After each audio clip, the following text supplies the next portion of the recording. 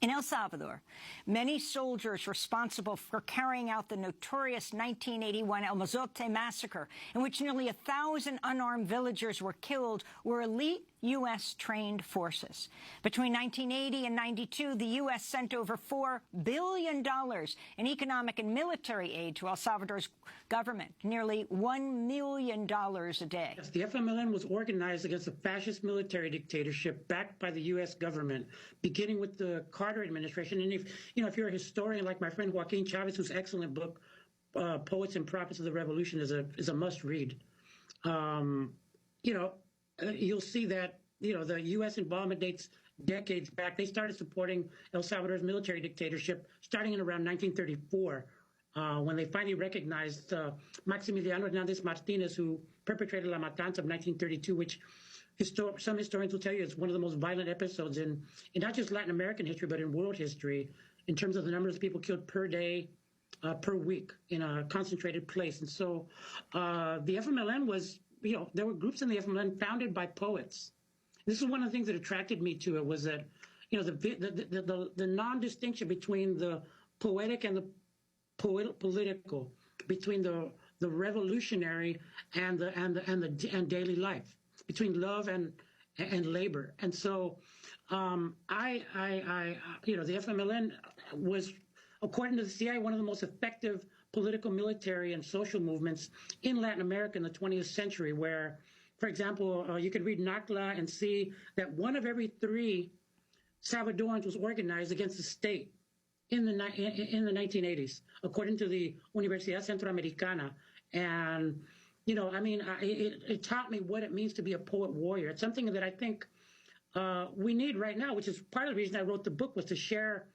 There's all this dark, heavy stuff, but I think you'll find there's a lot of love, tenderness, and hope in the book, because that's the only way we got through as Salvadorans. In my view, and in the view of historians like Audularia Santiago and Eric Cheng and Greg Gould,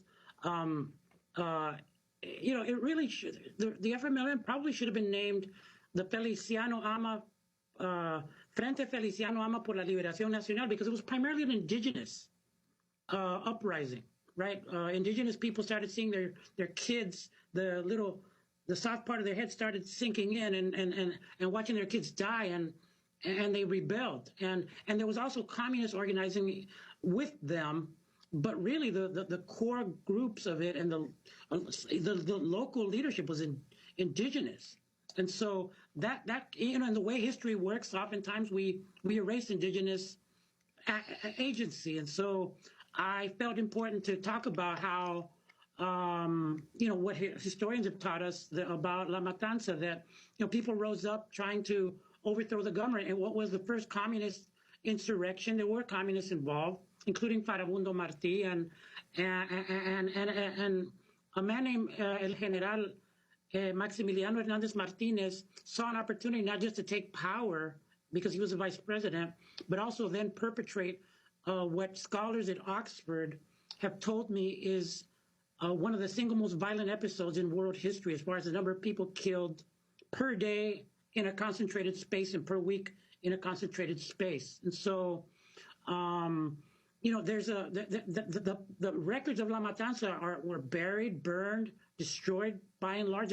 There's some historians in El Salvador are starting to reconstitute them and rebuild the memory and unforget, right? Because states are nothing if not manufacturers of mass manufacturers of amnesia.